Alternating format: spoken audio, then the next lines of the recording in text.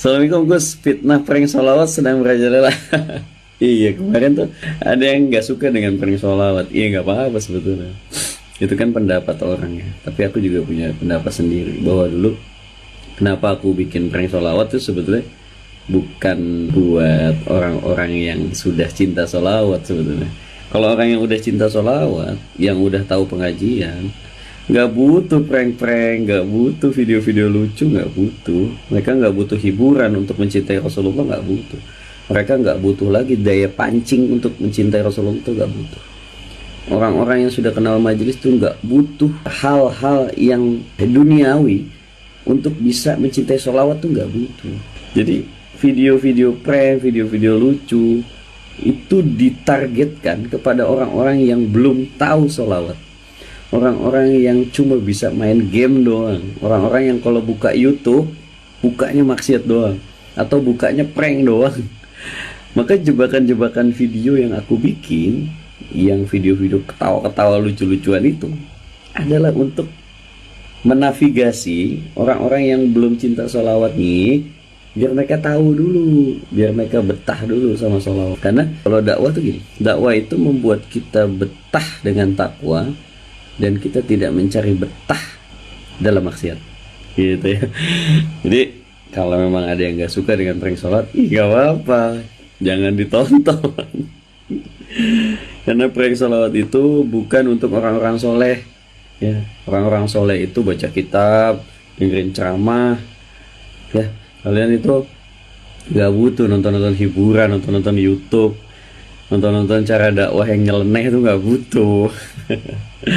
Jadi itu dikhususkan untuk teman-teman yang memang masih jauh, masih belum kenal banget sama sholawat, sama Rasulullah, belum kenal banget. Maka aku membuat kayak jembatan, hal-hal yang lucu-lucu biar mereka betah dulu aja gitu. Nanti kalau udah betah baru kita kasih hal-hal yang bermanfaat kayak gini gitu ya. Gus, solusi dari Gus katanya prank sholat mencampurkan hak gimana? Hak yang batil. Kalau prank sholawatnya ada pegang-pegangan, itu mungkin mencampurkan hak yang batil. Tapi coba kalian lihat, di dalam prank sholat itu sebetulnya ada beberapa misi nih aku sampaikan. Yang pertama misinya, kenapa di samping aku itu selalu ada muslimah yang menutup aurat secara keseluruhan. Itu sebetulnya kampanye, itu tuh kampanye bahwa cantik itu nggak harus dibuka-buka loh gitu. Pakai hijab aja udah bisa kelihatan cantik. Ini buat para akhwatnya, kalian nggak usah buka-buka aurat, sudah bisa kelihatan cantik gitu. Itu sebenarnya kampanye. Kenapa harus ada cewek cantiknya? Yang kedua, daya pancing untuk mengenalkan sholat itu harus hal-hal yang menyenangkan orang gitu ya. Apa? Ya aku harus ngelawak lah. Kalau aku nggak lucu ya mereka nggak nonton gitu.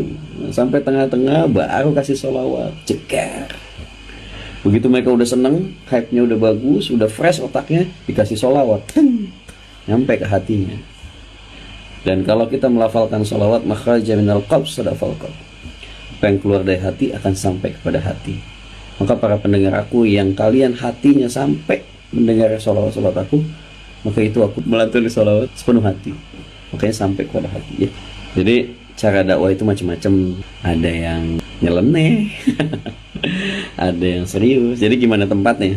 Kalau misalkan di YouTube aku pakai cara-cara yang nyeleneh tuh, yang tawa-tawa. Kalau di panggung pakai cara dakwah yang khusyuk, di masjid pakai cara dakwah yang khusyuk. Jadi dakwah itu gimana tempatnya? Kalau yang dihadapkan para habaib gitu ya harus khusyuk.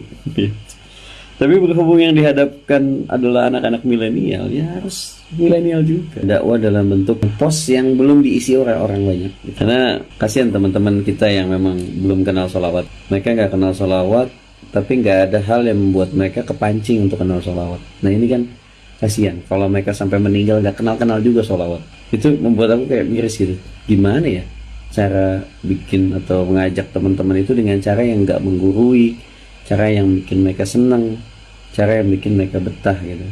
Dan alhamdulillah aku ngelihat dari tayangan-tayangan aku yang komedi-komedi, malah banyak yang jadi senang sholawat gitu, impact baiknya gitu. Assalamualaikum warahmatullahi wabarakatuh. Tuh, ternyata jadi kembali lagi. Saya itu viral di TikTok ya. Iya, viral kenapa bang? Ya gara-gara ini. Gara-gara makan hak dan batil. Hak dan batil ya. Kenapa harus disatukan hak sama batil ya? Jadi sebenarnya kita itu niatnya mau mensiarkan sholawat. Nah, jadi kita itu buat konten itu orang itu terhibur.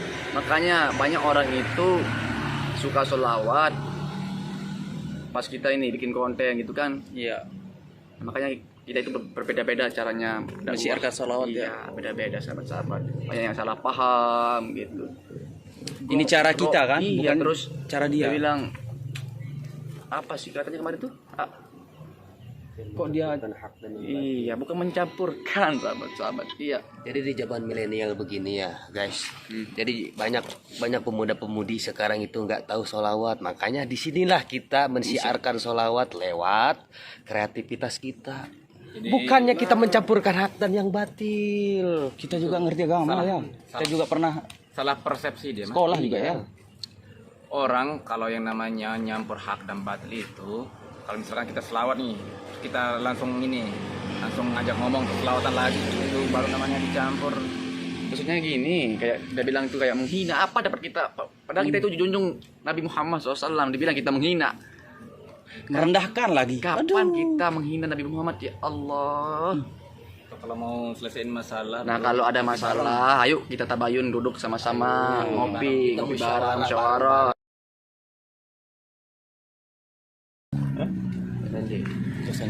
Kita santai aja ya. Tanggapi dengan santai aja. Slow. ntar kalau emang mau selesaiin ngopi bareng, oke? Ya tabayun gitu. Buat abang. Rezeki juga sudah diatur. Ini cara kita mensiarkan sholawat teman-teman ya. Kalau caramu kayak gimana ya terserah. Jadi gini ya, ini itu dakwah kami, ya teman-teman terserah kamu itu mau dakwah cara gimana, tapi ini dakwah kami dengan cara ini kami berdakwah, teman ya. Dan juga ini hidup kami, bukan hidup lo. Terus akhirnya dia kasar, dipotong banget. Gimana tanggapinya Tengkurek? Jadi ibarat kalau kata Bang Haji Roma itu tergantung niatnya. Nah, Innamal a'malu binniyat. Kan kalau Bang Haji juga kan mensiarkan nada dan dakwah lewat senandung lagu dangdut. Bukan begitu. mantap. Saya suka kata-katamu itu, mantap. Dan juga yang Paham dengan Malik. kan dia itu mencampurkan gombalan dengan selawat. Kalau Ibarat es mencampurkan campur. gini ya, sobat-sobatku, kalau mencampurkan gombalan sama selawat itu namanya prank juga. Bukan kita itu di dalam video itu kita mau ceramah tentang gini atau tidak. Kan ada kita hiburannya juga. biar netizen tuh ada hiburan, ada lucunya, terus ada dapat agamisnya gitu kan. Jadi begini Nggak Bang apa. ya. Kita itu al-fakir semuanya. Masih fakir ilmu. Ya, masih Belajar. butuh bimbingan Mungkin dari antum guru-guru kita. itu ahli fikih gitu ya. Pikir top. Ting. Kalau enaknya sih kita ketemu, duduk bareng, duduk ngopi, bareng-bareng, tabayun, ya. Itu teman-teman ya. Toh kita niatnya itu di sini kita menghibur kok. Iya. Menghibur. Tapi lewat syiar sholawat. Jarang-jarang kan di zaman sekarang anak pemuda-pemudi yang tahu sholawat. Makanya disitulah kita terjun ke dunia kreator. Ya, gitu ya sahabat ya. Selawat aja lah. Iya. Mau nggak tahu selawat di depannya, emang salah kita berselawat di depan orang rame. Benar. Hah? Selawat di mana-mana kalau asalkan niat kita mau selawat aja sih. Ngapain harus malu untuk berselawat?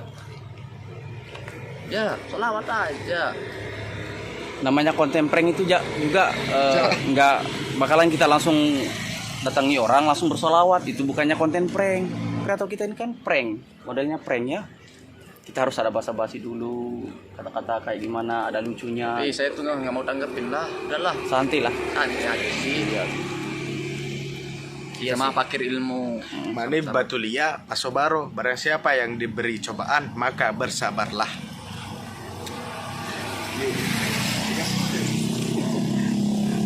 Jadi kan terkadang manusia juga kan kebanyakan ada yang suka ada yang enggak ya. Biarin dah. Toh kita juga manusia biasa kok. Setiap manusia itu masih punya kesalahan dan dosa. Benar. Ya mungkin kita banyak salahnya, banyak hilafnya. Ya mohon dimaklumi. biasalah kalau sindir-sindiran kayak gitu, itu di video kita itu berarti kita itu lagi viral kan. Kalau emang kita itu nggak lagi viral, ngapain juga dia kepoin video kita, bahas tentang kita kan. Berarti kita itu orang yang viral kan, nggak masalah lah. Ayolah, kalau mau berkarya, harus berkarya. Itu berkarya Dengan karyanya masing-masing, sahabat-sahabat. Ya, berkarya saja. Tidak ada yang larang.